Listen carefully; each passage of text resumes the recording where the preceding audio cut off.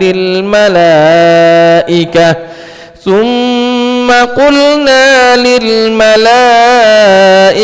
اسجدوا لآدم فسجدوا إلا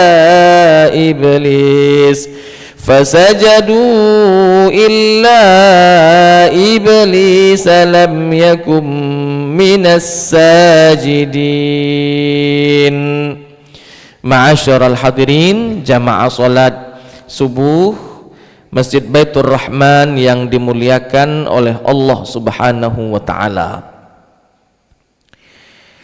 Di dalam tafsir Ibnu Katsir menjelaskan tentang tafsiran ayat ke-7 di dalam surat Al-A'raf ini, beliau mengatakan bahwa, atau Ibnu Katsir rahimahullahu taala mengatakan bahwa Allah Subhanahu wa ta'ala annahu ta'ala yukhbiru ibadahu yaumal qiyamati bima qalu wa bima amilu, bahwa Allah Subhanahu wa ta'ala di akhirat nanti akan menyampaikan kepada para hamba-hambanya atas apa yang hamba-hamba ucapkan dan atas apa yang hamba-hamba perbuat.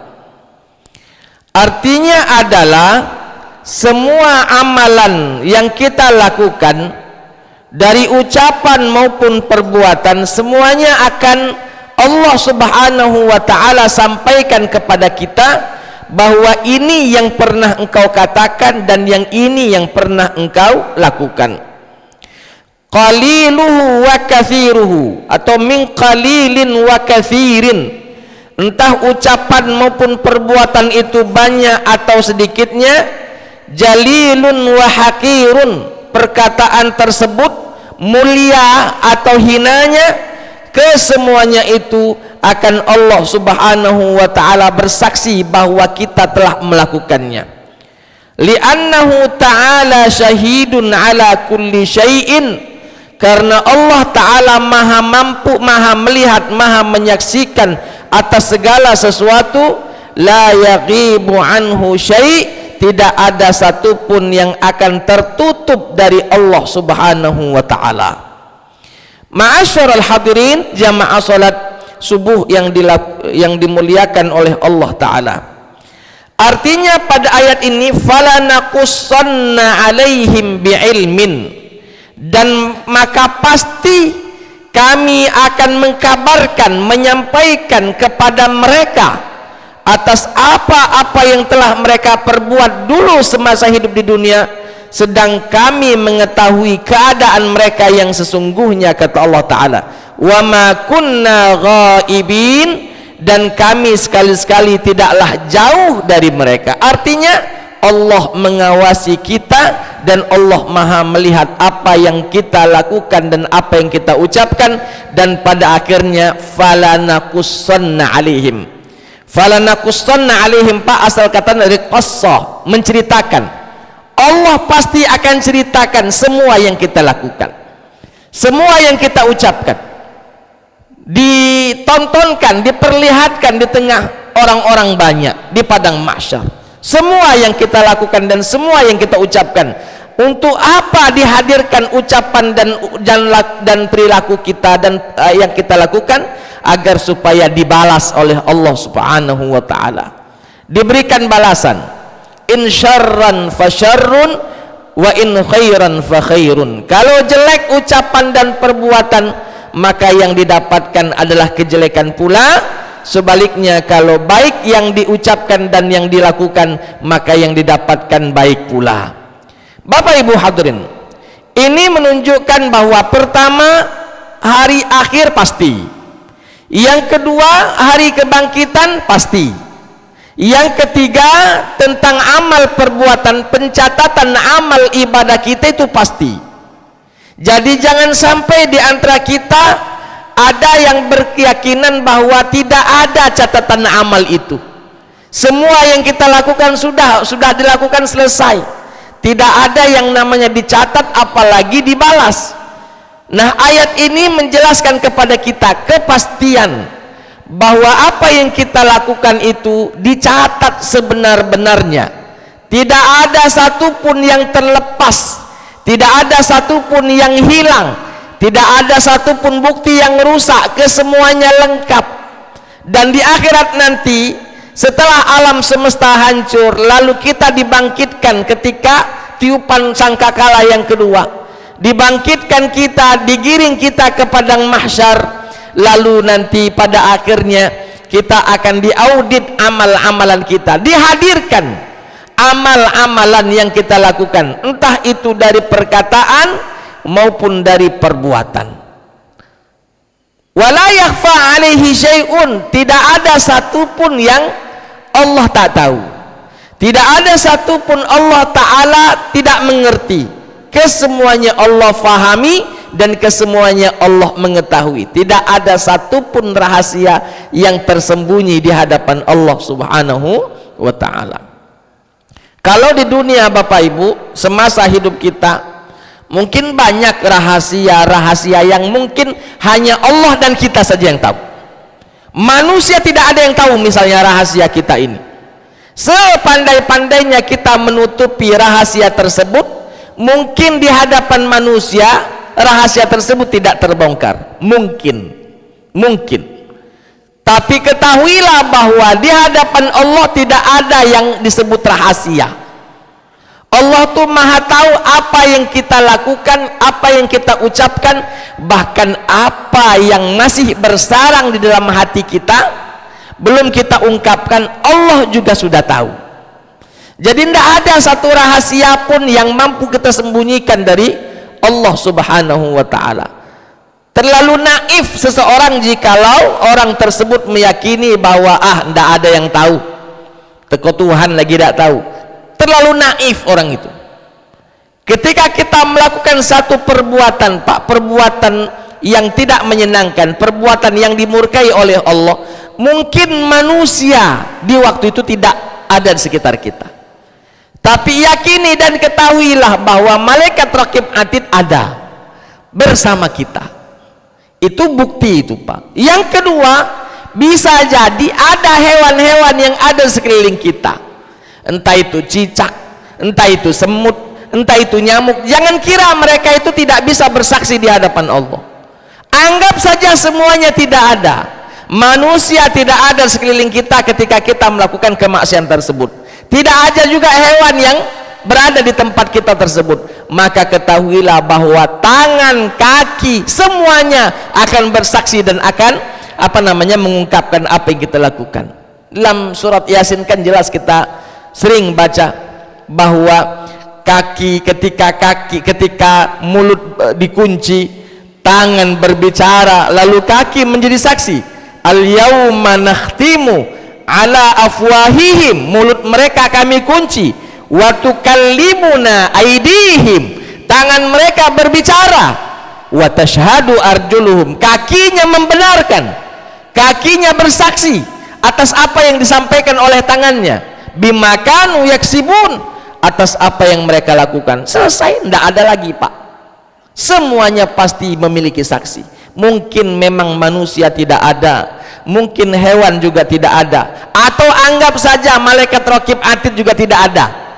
Misal ya, kita mungkin berpikir kita ke tempat yang kotor, yang mana malaikat tak masuk, misal ke tempat itu, mungkin berpikiran kita begitu. Tapi yakinlah bahwa mulut ketika hari itu mulut dikunci, tangan berbicara dan kaki menjadi saksi. Kemana lagi kita berlari dari persaksian ini, Pak? Tidak ada yang bisa berlari dari persaksian ini.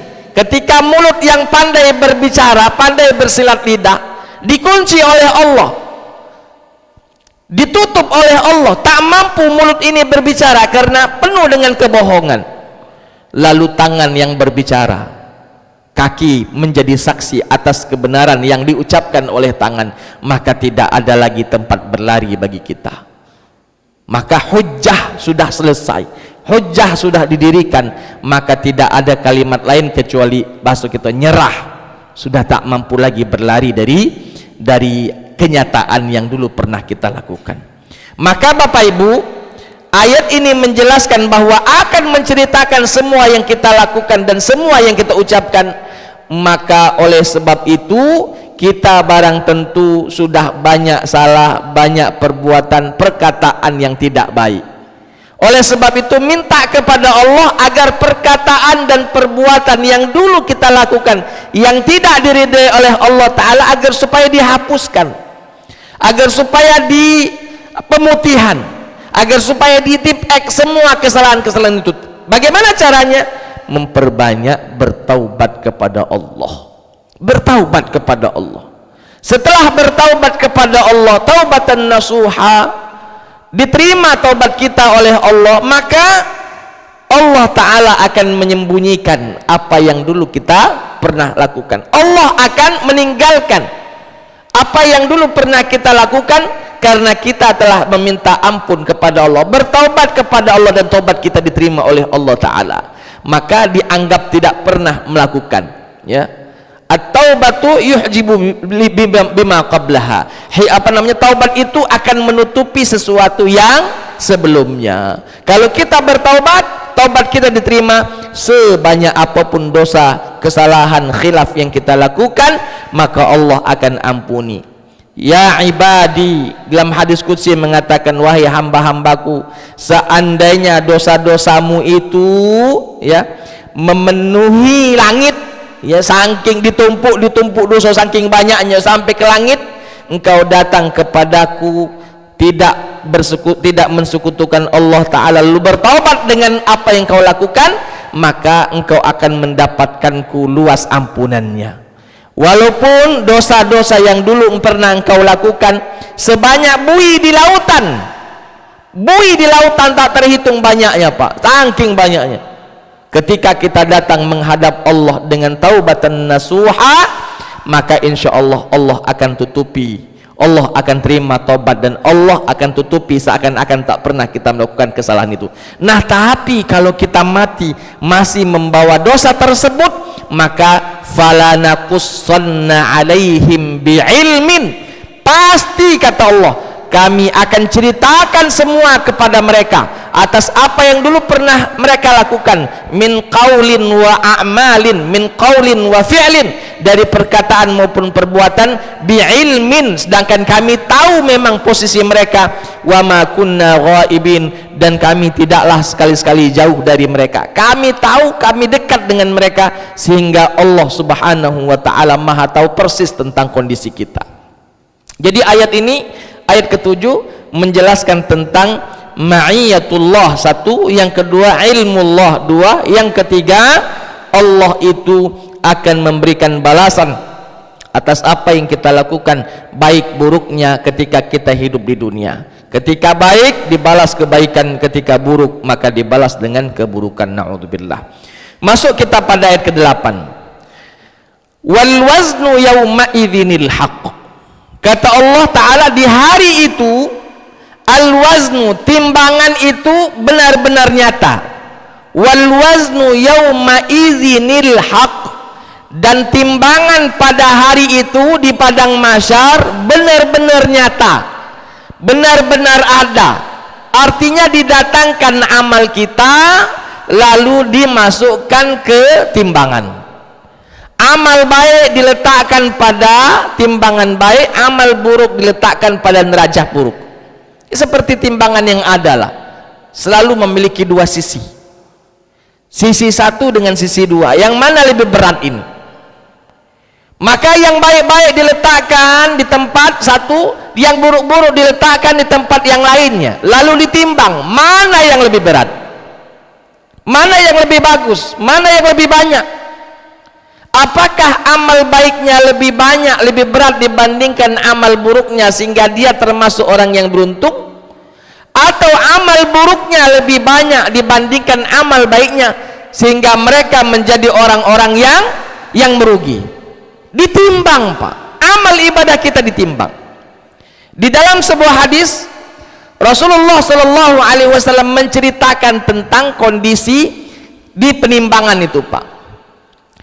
Disebutkan bahwa seseorang itu didatangkan tis'un wa tis'una sijillat, didatangkan 99 file, bahasa kita, ya, 99 file. Setiap file itu, Pak, satu file itu banyaknya adalah sejauh mata memandang. Jadi Allah Ta'ala akan mendatangkan kepada kita, setiap kita itu tis'un wa tis'una sijillat, 99 file. Di setiap file itu adalah sepanjang mata memandang. Saking banyaknya isi file itu dalam satu file itu banyak sekali dokumen-dokumen yang disiapkan. Itu baru satu file sejauh mata memandang. Sedangkan yang didatangkan kepada kita tis'un wa tis'una sijillat, 99 file, 99 map, bisalah dikatakan 99 map. Di setiap map isinya sepanjang mata memandang, sejauh mata memandang. Alangkah banyaknya. Tapi kata Nabi Sallallahu Alaihi Wasallam, ada di antara mereka yang tadi didatangkan 99 file kehidupannya, di setiap file itu sejauh mata memandang, lalu setelah dimasukkan ke dalam timbangan, orang yang ditimbang tadi Pak, amalan yang ditimbang tadi, bahasa kita ragu, kira-kira manulah yang banyak, amalan atau buruk. Menyingok keburukannya Pak, banyak sekali, 99 file, setiap file sejauh mata memandang, sedangkan amalan dia mungkin kecil sekali. Lalu dia mulai khawatir atas dirinya. Maka Allah Subhanahu wa ta'ala menyampaikan kepada malaikatnya, ambil bitaqah, ambil kartu untuk orang ini. Apa kartu itu? Kartu itu tulis la ilaha illallah. Orang tersebut adalah seorang muslim, dia beriman kepada Allah bahwa tiada Tuhan kecuali Allah. Maka malaikat pun mengambil bitaqahnya orang tadi, mengambil kartu yang dia pakai untuk orang tersebut. Maka satu kartu tersebut diletakkan di tempat amalan solehnya. Maka rajahat, maka yang tadi sedikit tadi ngiri kita jengoknya mana lebih berat amal baiknya atau berat amal buruknya, ketika satu kartu tadi diletakkan, ya KTA lah bahasa kita, ya, kartu anggota bahwa dia seorang muslim, diletakkan di tempat amalan baik, maka langsung timbangan bergerak dengan cepatnya bahwa amal baiknya lebih banyak daripada amal buruknya. Padahal si fulan tadi Pak sudah ragu, kira-kira mana lebih berat, amal buruknya atau amal baiknya.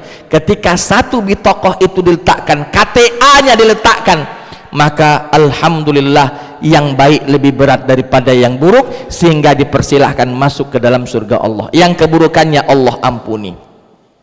Bapak Ibu hadirin wal hadirat rahimakumullah, kalau kami belajar dulu disebut ini hadis bitaqah, ya.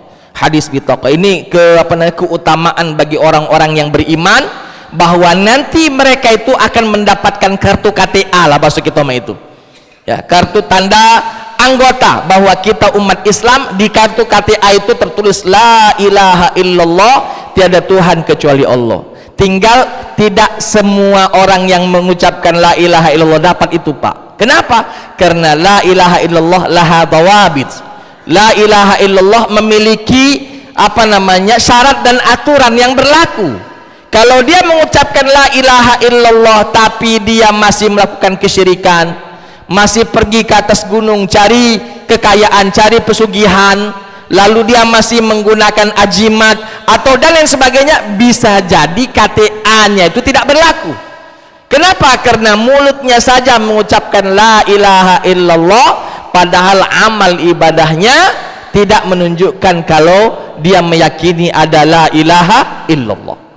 Maka hati-hati Pak, kita berharap mudah-mudahan KTA itu betul-betul berlaku untuk kita.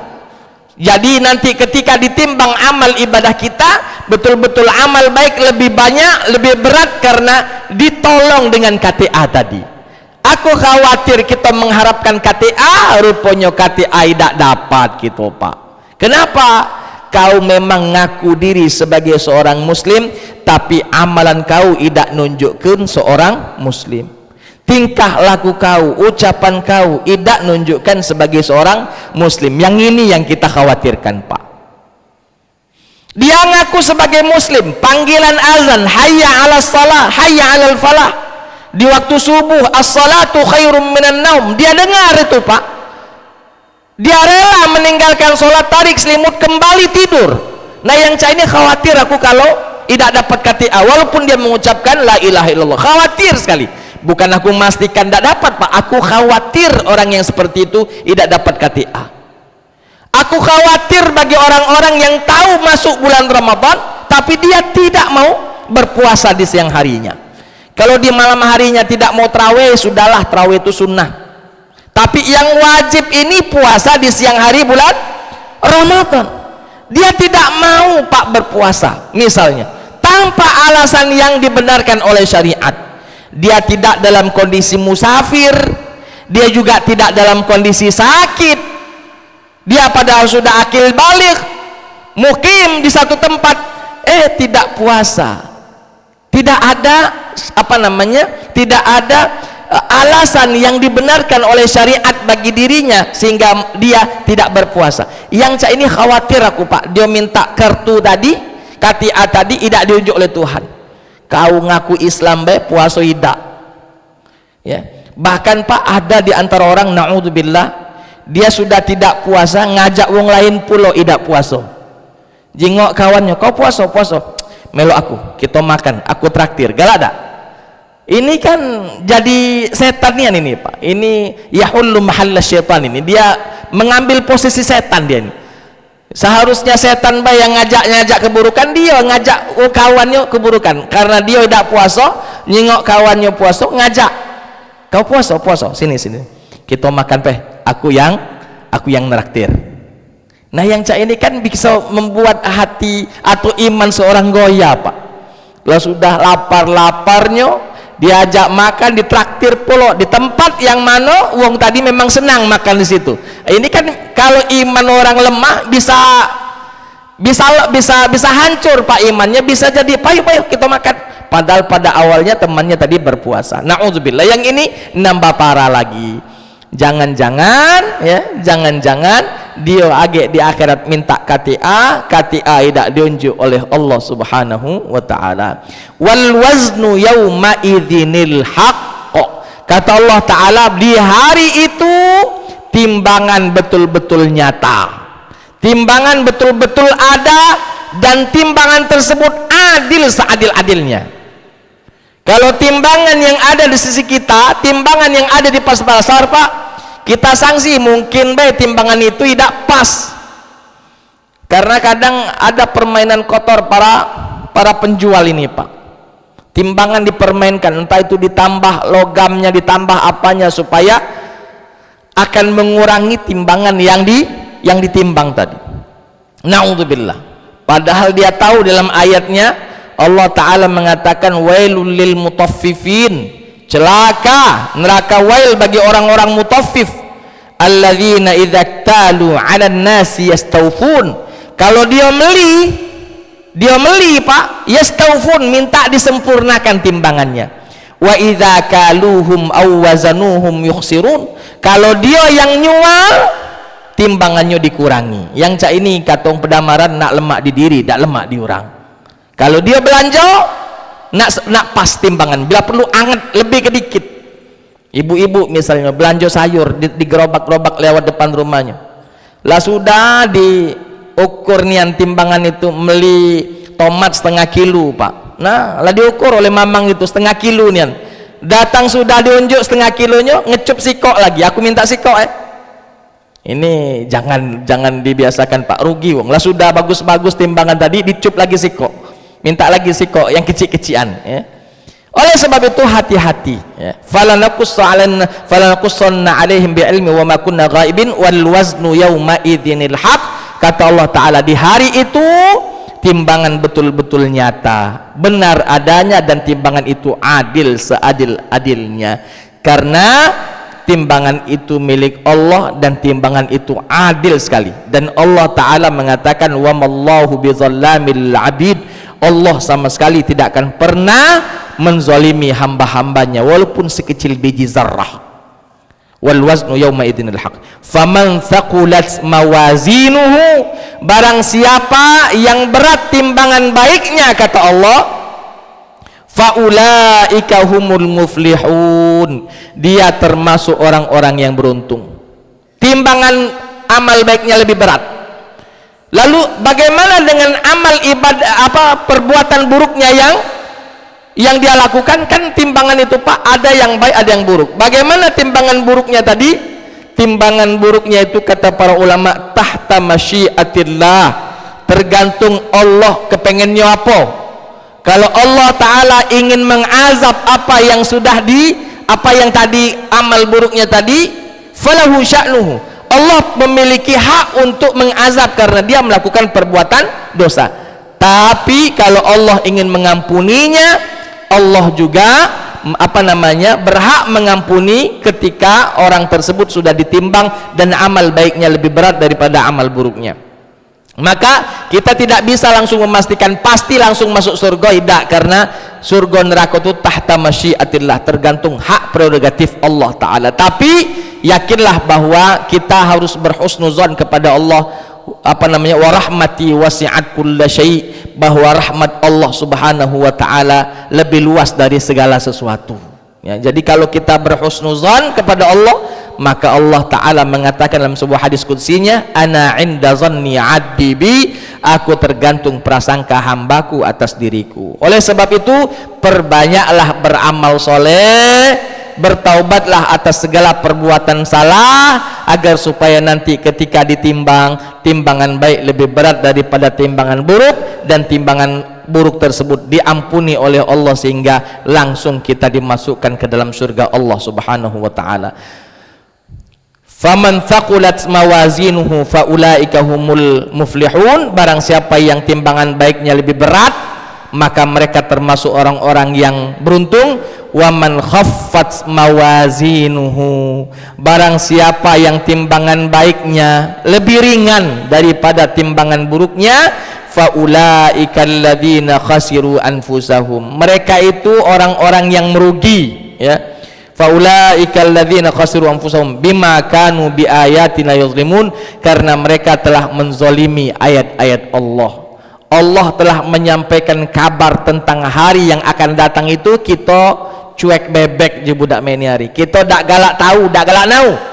Nah yang ini berarti kita zalim atas apa-apa yang telah Allah turunkan. Allah sudah kirimkan Nabi di tengah-tengah kita menjadi contoh selayaknya, kita dak galak nyontoh, malah nyontoh artis.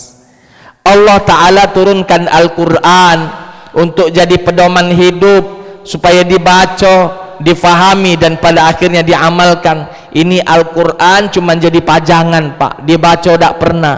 Lebih sering baca koran dibanding baca Quran. Aman koran dak terbaca sehari baik, pening kepalanya, berita apa hari ini, berita apa hari ini ya. Di zaman-zaman koran masih tinggi-tingginya ratingnya Pak, tahanlah duduk di teras rumahnya sambil ngopi baca koran.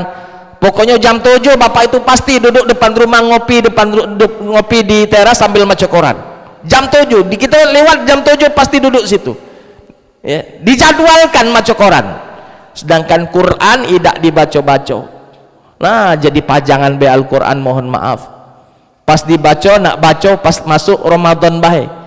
Ramadan masuk becarian, mano Al-Quran, mano Al-Quran. Nah selama ini kamu taruh di mana? Saking lamunya dak nyengok Al-Quran, becarian Pak di hari pertama bulan Ramadan. Na'udzubillah, summa na'udzubillah. Maka ya kata Allah Ta'ala, mereka itu mereka itu merugi bima kanu bi ayatina yazlimun, karena mereka menzalimi ayat-ayat kami.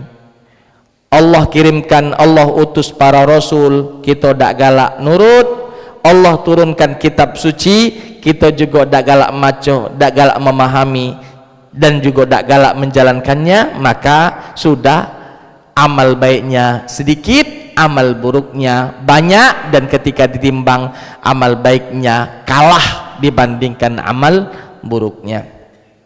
Bapak Ibu hadirin wal hadirat rahimakumullah, jadilah dulu kali kita coba buka sesi tanya jawab sampai ayat 9 saja dulu di dalam surat Al-A'raf. Insyaallah di pekan-pekan yang akan datang atau setelah Ramadan, karena sepertinya ini terakhir sebelum masuk Ramadan ya.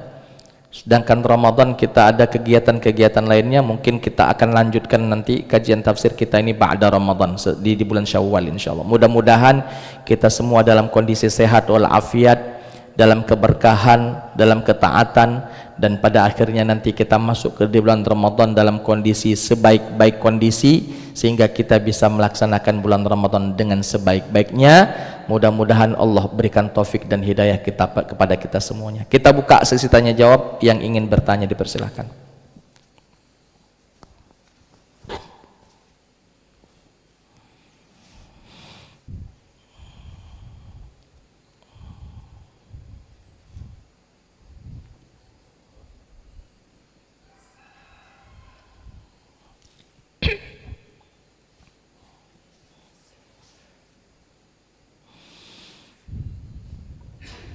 Assalamualaikum warahmatullahi wabarakatuh. Assalamualaikum warahmatullahi wabarakatuh. Bertanya tentang konsep timbangan itu, Ustadz.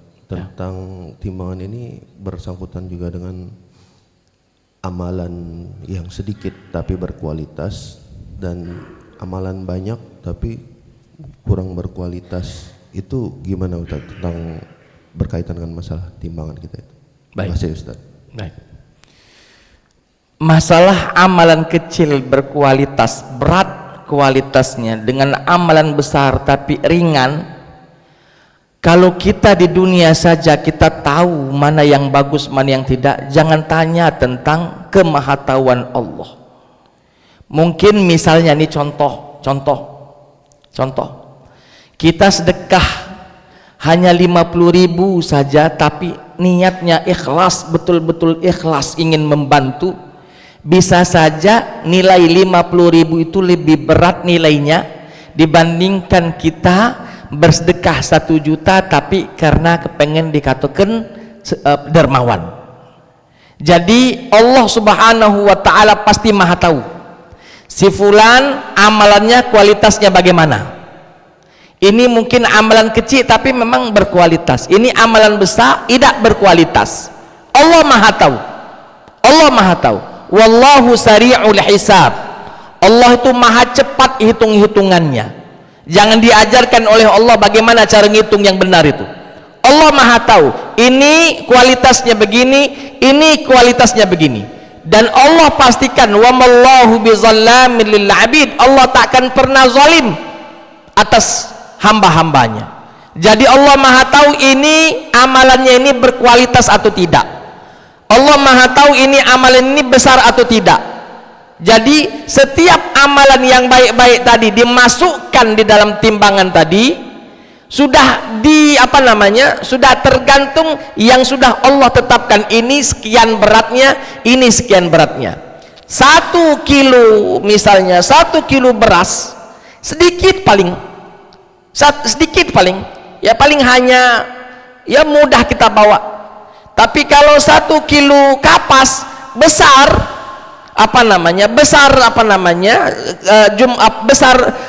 bentuknya, tapi sama saja kualitasnya, beratnya tadi dengan 1 kilo beras. Dan Allah maha tahu itu. Allah maha tahu itu. Beratnya ini bagaimana? Oh, ini besar saja tapi kopong, dak kati harga, maka Allah hargakan sebegini. Ini kecil, memang kecil tapi berat, maka Allah hargakan seperti ini. Makanya tadi ketika saya jelaskan tadi ada tentang bitaqah, kartu KTA bahasa kita ya.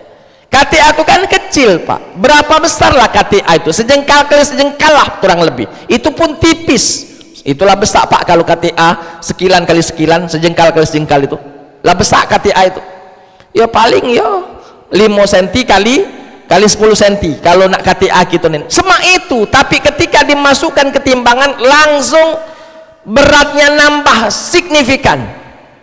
Amalan baik kita, langsung amalan buruk yang tadinya banyak 99 file, di setiap file sepanjang mata memandang, sejauh mata memandang, ini walaupun banyak jumlahnya tapi dengan kecil KTA tadi langsung berbeda.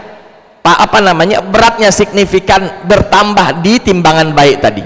Kenapa? Karena Allah tahu kualitas KTA tadi, Allah tahu kualitas la ilaha illallah tadi, walaupun kecil bentuknya tapi kualitasnya ganas, kualitasnya besar, kualitasnya berat, daripada amal besar tapi kualitasnya tidak kati. Jadi Allah Maha tahu tentang kualitas amal ibadah kita, kualitas Allah tahu, kuantitas juga Allah tahu. Jadi jangan sampai kita merasa agak kurang timbangan aku karena salah perhitungan. Sama sekali takkan salah Allah Ta'ala, sama sekali takkan salah Allah Ta'ala. Kuantitas yang kita lakukan Allah tahu berapa banyak, kualitasnya pun Allah tahu. Ini kualitasnya bagaimana, sekian poinnya Allah Subhanahu wa Ta'ala Maha tahu.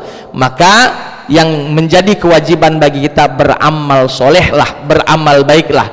Jangan pandang amal itu kecil atau besarnya. Semua amalan yang bisa kita kerjakan, dan usahakan seikhlas mungkin, sebaik mungkin. Masalah kualitas dan kuantitasnya serahkan semuanya kepada Allah. Kita hanya diperintahkan untuk beribadah. Masalah kualitasnya itu biar Allah Subhanahu wa Ta'ala yang mengaturnya, yang memberikan kontenan kepada orang tersebut. Seperti kita sholat saja Pak, yang sholat subuh hari ini misalnya tadi, tidak semua kita sama kontenan dari Allah Ta'ala, berbeda.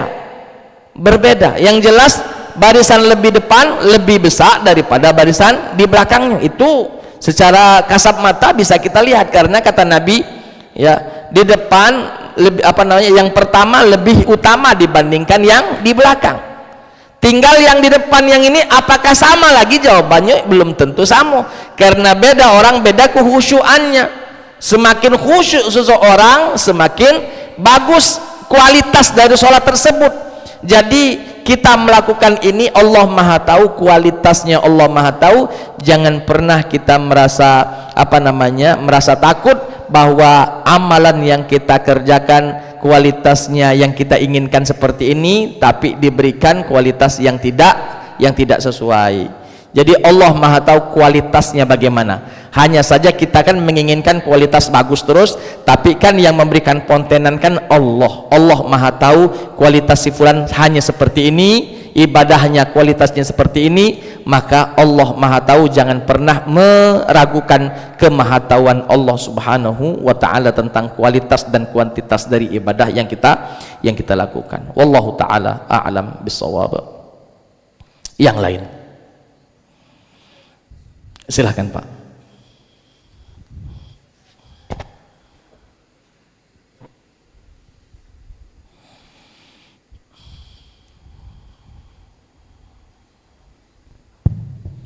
Assalamualaikum warahmatullahi wabarakatuh. Assalamualaikum warahmatullahi wabarakatuh. Begini Pak,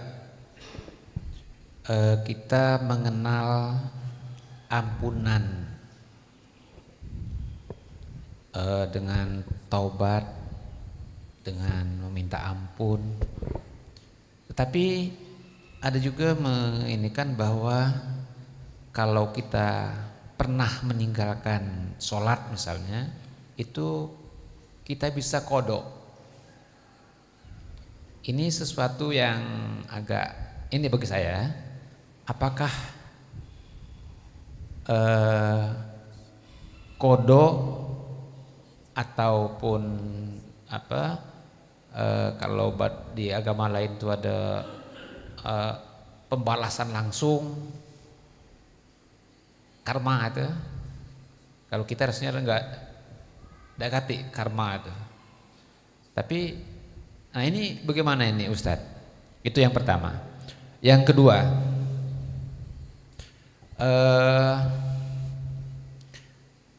perhitungan penghapusan dosa atau pengampunan itu dilakukan pada waktu saat itu. Misalnya kita sudah taubat nasuha dan diinikan oleh Allah, itu berlangsung saat itu atau pada waktu di padang mahsyar itu waktu perhitungan. Nah ini terima kasih ya Ustaz. Terima kasih. Wassalamualaikum warahmatullahi wabarakatuh. Wassalamualaikum. Begini Pak, bahwa qada sholat tadi, disinggung tentang qada sholat, jawabannya jelas tidaklah sama pahalanya orang yang melakukan sholat pada waktunya dibandingkan kodok-kodok tadi. Karena mohon maaf, walaupun kita mengkodok sholat yang kita tinggalkan tadi, secara kualitas mohon maaf, secara kualitas tentu tidak sama. Secara kualitas tentu tidak sama di sisi Allah Subhanahu wa ta'ala bagi orang yang melakukannya di waktunya dan bagi orang yang melakukannya di luar waktunya lalu dibayar dengan kodok. Maka jangan biasakan mengkodok-kodok dalam artian pacak dikodok juga. Misalnya bulan Ramadan nanti sholat puasa kita baru sakit-sakit dikit, batuk-batuk dikit, mecah aku, ngapo ini boleh, aku lagi demam, lagi kodok bela. Jangan mudah-mudah mengkodok. Kenapa? Karena tadi mungkinlah kodokmu diterima karena mungkin syarat dan ketentuannya berlaku. Hanya pastikan kualitasnya tak akan sama dengan yang kita lakukan pada hari hanya. Kualitasnya tak akan sama apa, pasti berbeda. Makanya Nabi Shallallahu Alaihi Wasallam mengatakan ketika ditanya amalan apa yang paling baik, salah satunya yang Nabi sebutkan adalah as-sholatu ala waktiha, sholat di waktunya, di awal waktu. Sedangkan waktu ini pun ada yang namanya waktu mufaddal, waktu yang bagus, yang diutamakan, ada waktu mubah. Contoh misalnya sholat zuhur, ketika azan berkumandang, panggilan ke masjid, kita ke masjid, azan sholat bersama imam takbiratul ihram, kita juga ikut takbiratul ihram, itu kan waktu yang mufaddal.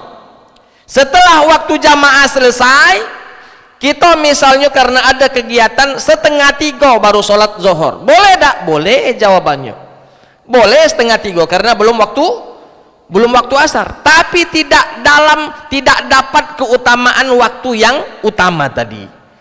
Itu padahal melaksanakan sholat pada waktunya, bukan sholat zuhur di waktu asar juga weekend. Sholat zuhur di waktu zuhur hanya saja lewat dari waktu yang mufaddal, lewat dari waktu yang diutamakan. Yang itu saja kualitasnya berbeda, apalagi orang yang membiasakan kodok-kodokan. Lah sudah tahu kalau dia tidur kebablasan idak sholat subuh, idaklah nak ngidup ke alarm. Biarlah aku nyenyak dikit, aman aku bangun jam 9 agak ku kodok. Nah yang cak ini memudahkan urusan Pak, yang cak ini memudahkan urusan ya. Karena mungkin dia tahu dalilnya kalau tertidur rufi'al qalam, tidak dicatat bahwa itu perbuatan dosa. Padahal ada cara dia supaya tidak kebablasan. Hidup ke alarm, minta tolong sama kawan, tolong bangunkan aku jam sekian, aku nak sholat subuh. Ini sengaja Pak, ngunci pintu, alarm dimatikan, bila perlu tutup telinga kanan, tutup telinga kiri supaya azan tak kedengeran. Pas bangun jam 9, tak apa-apa, rufi'al qalamu, tidak ditulis ini sebagai perbuatan dosa. Ngapo? Ketiduran.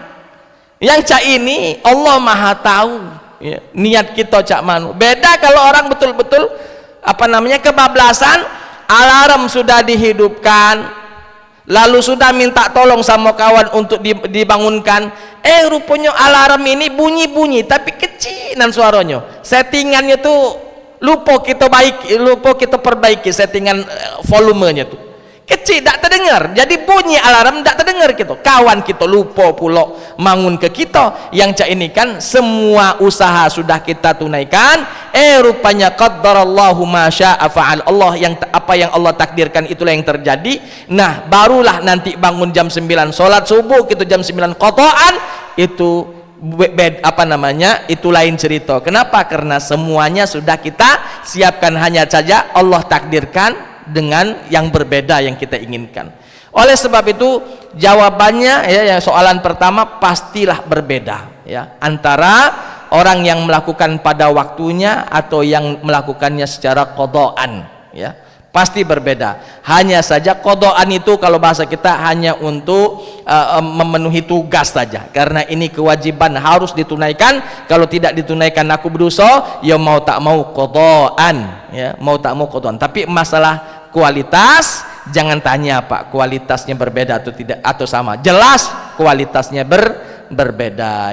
Yang dilakukan qadaan tidak sebaik kualitas yang dilakukan halan pada kondisi yang nyata. Itu satu. Yang kedua, Bapak Ibu, apa poin yang kedua tadi? Tentang apa? Tentang ampunan, tentang taubat. Kapan diampunkan? Ketika kita bertobat lalu diterima tobat kita semasa hidup kita langsung diampuni, atau nunggu nanti di padang mahsyar ketika ditimbang? Jawabannya, ampunan itu diberikan ketika Allah menginginkannya. Bisa saja ketika semasa hidup si fulan, atau bisa saja nanti ketika di padang mahsyar. Itu hak prerogatif Allah. Yang jelas kita katakan bisa Allah ampuni ketika kita hidup di sini. Bisa kita diampuni oleh Allah semasa kita hidup di dunia. Contoh misalnya kita umur 50 kita taubatan nasuha, betul-betul taubat. Amalan buruk yang dulu kita lakukan itu kita tinggalkan semuanya, semua amalan baik kita berupaya berusaha untuk menunaikannya, taubatan nasuha betul-betul, dan Allah Maha tahu niat kita. Bisa saja ketika kita masih hidup di dunia tadi, si fulan kuampuni sudah dosanya, di akhirat tidak perlu didatangkan lagi dosa-dosa tadi. Kenapa? Lah sudah dihapus galo-galo oleh Allah Ta'ala. Itu bisa jadi. Atau kalau Allah berkehendak, biarlah di dunia, nanti di akhirat Allah ampuni. Misalnya sudah ditimbang tadi amal baiknya, amal buruknya, lalu amal buruknya ini bagaimana? Sudahlah, ku maafkan. Itu kan Allah memaafkannya di waktu itu. Ya, yang kita inginkan, Pak, betul dua-duanya semuanya kita inginkan. Tapi yang amat sangat kita inginkan adalah pengampunan semasa kita masih hidup. Supaya apa, Pak? Nanti di akhirat yang dosa-dosa tadi tidak perlu dihadirkan lagi. Pak, nyingok dosa tadi bela sudah keringat dingin kita, Pak. Itu bela nyiksa. Jadi kita inginkan diampuni dosa kita di dunia, nanti di akhirat yang kita lakukan dosa-dosa tadi tidak perlu dihadirkan lagi. Kan alangkah lemaknya pas kita jengok amal baik kita banyak, amal buruk dikit, nah senang nyingoknya kan. Ini amal buruk banyak, amal dikit, amal baik dikit. Itu bela kalau bahasa kayu temesan kita jengoknya. Lah sudah gemetaran, keringat dingin, nah alangkah banyak dosa aku. Rupanya dosa itu situ agak diampuni, yang ini diampuni, itu kan lah sudah nyiksa, lah dak lemak kita rasa, lah sudah khawatir kita atas diri kita. Oleh sebab itu kedua-duanya bisa dilakukan oleh Allah. Bisa Allah ampuni dosa-dosa kita semasa kita hidup sehingga tidak dihadirkan lagi di persidangan, atau Allah Ta'ala akan mengampuni dosa-dosa tadi di persidangan, ya, karena di dunia mungkin orang tersebut lupa untuk memohon ampunan kepada Allah. Jadi hak ampunan itu intinya hak prerogatif Allah. Bisa saja Allah ampuni semasa kita hidup, atau bisa saja Allah ampuni ketika di akhirat. Hanya satu, Pak, hanya satu yang Allah sudah katakan takkan kuampuni. Apa itu? Syirik. Kalau syirik dibawa mati, tidak akan diampuni Tuhan. Ingat, kalau dibawa mati. Tapi kalau syirik lalu dia tahu itu kesyirikan, lalu taubat-taubatan nasuha, yang ini diampuni karena dia masih hidup. Tapi kalau uang yang melakukan kesyirikan mati, belum dia meminta ampunan kepada Allah atas dosa syirik yang dia lakukan, selesai. Bukan Allah tak pacak ngampuninya, Allah tak galak. Beda tak pacak dengan tak galak, Pak. Allah tak galak kalau dosa syirik dibawa sampai mati, Allah tak galak ngampuninya. Allah tak galak ngampuninya. Kenapa? Allah Ta'ala berfirman dalam Al-Quran, innallaha la yaghfiru ayyushraka bihi wa yaghfiru ma duna dzalika liman yasha. Allah Ta'ala tidak akan pernah mengampuni dosa syirik yang dibawa sampai mati, dan Allah ampuni dosa-dosa selain syirik kepada Allah Subhanahu wa Ta'ala. Jadi jawabannya, ampunan itu bisa diberikan ketika hidup di dunia, atau juga bisa diberikan ketika nanti di persidangan Allah Subhanahu wa Ta'ala. Wallahu ta'ala alam bisawab. Ada lagi, Pak? Silakan.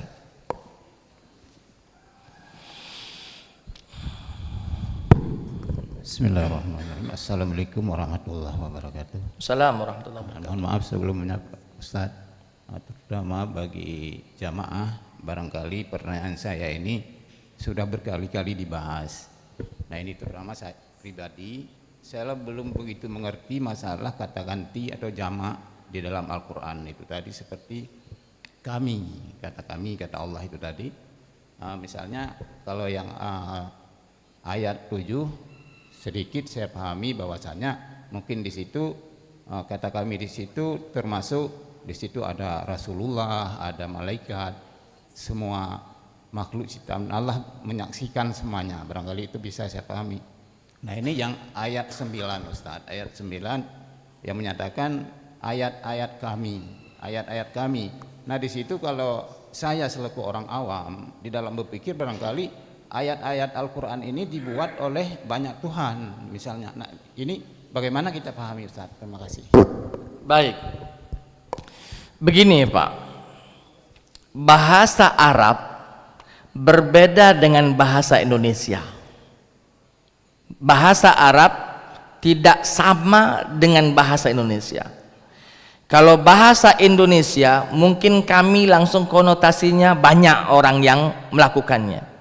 Tapi kalau bahasa Arab kami, karena ada yang kita sebut dengan ilmu al-balaghah, ilmu al-badi', ilmu al-bayan, maka kalimat kami ini bisa diartikan satu orang tapi dengan bahasa yang halus.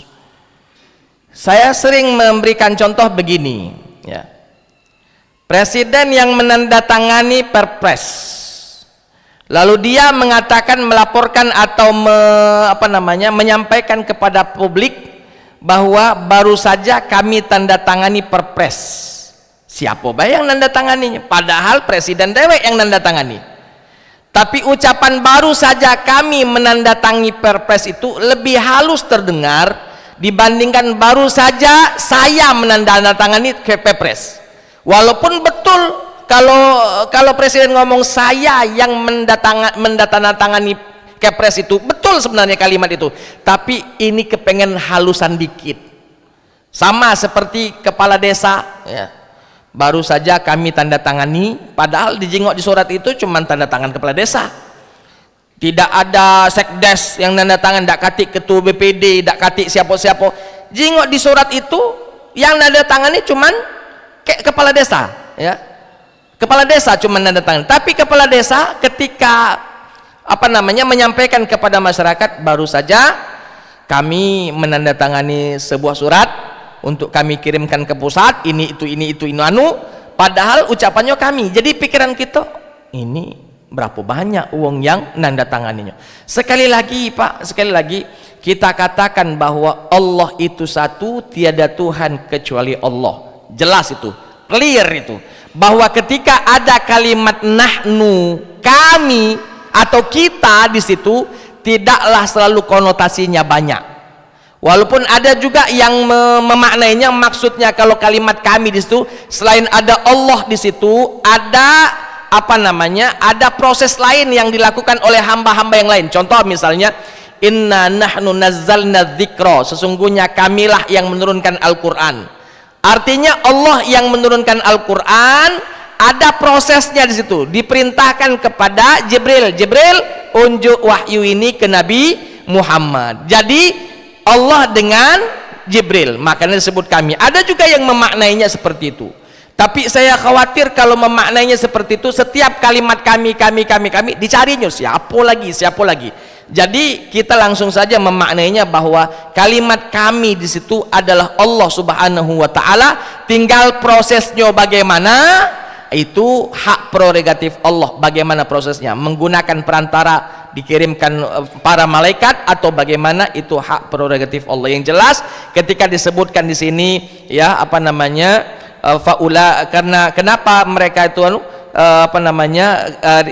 ringan amal baiknya di ayat sini disebutkan, ya, bimakanu bi ayatina yazlimun, karena mereka menzolimi ayat-ayat kami. Lalu ayat siapa? Yuk ayat Allah Subhanahu wa taala. Hanya saja ada malaikat yang menyampaikan ayat-ayat itu kepada Nabi menyampaikan kepada manusia yang menzoliminya, baru dikatakan ayat-ayat kami. Bisa juga diterjemahkan seperti itu, tapi terlalu panjang prosesnya, maka kita katakan langsung ayat-ayat Allah Subhanahu wa taala. Jadi memang ini termasuk apa namanya, sesuatu yang ya kalau harus diperhatikan, karena kalau tidak akan membingungkan. Dan pada pada materi-materi tersebut salah satunya yang ditekankan oleh para orientalis ya, yang meyakini bahwa coba lihat Al-Quran itu dewe nunjuk tahu kalau Tuhan itu bukan siko. Ngapo? Coba lihat, inna nahnu nazzalna dzikra, sungguhnya kamilah yang menurunkan Al-Quran. Mano ado kami itu satu tunggal, kami itu selalu jamak.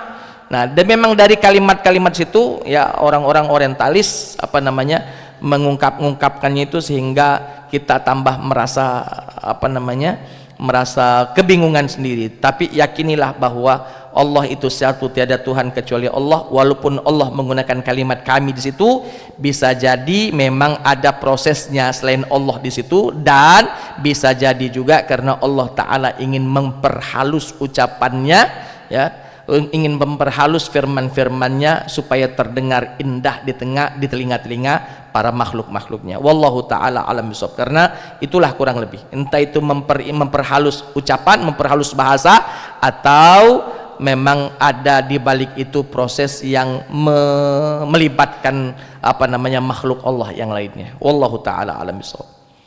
Jadilah mungkin Pak ya, sudah jam 6:30 lewat ini. Itu saja mungkin yang bisa saya sampaikan pada kesempatan kali ini. Mudah-mudahan ada manfaatnya. Kita berdoa kepada Allah, mudah-mudahan Allah Subhanahu wa Ta'ala memberikan taufik dan hidayahnya kepada kita. Kita mendengarkan yang baik dan kita menjalankan yang baik-baik tersebut. Kita mendengarkan yang buruk-buruk lalu kita juga tinggalkan yang buruk-buruk tersebut, sehingga pada akhirnya di hari di mana amal ibadah kita ditimbang, mudah-mudahan amal ibadah kita yang baik-baik lebih banyak dibandingkan yang buruk-buruknya. Terima kasih atas segala perhatian, mohon maaf atas segala kurangan. Subhanakallahumma wa bihamdika asyhadu an la ilaha illa anta astaghfiruka wa atubu ilaik. Assalamualaikum warahmatullahi wabarakatuh.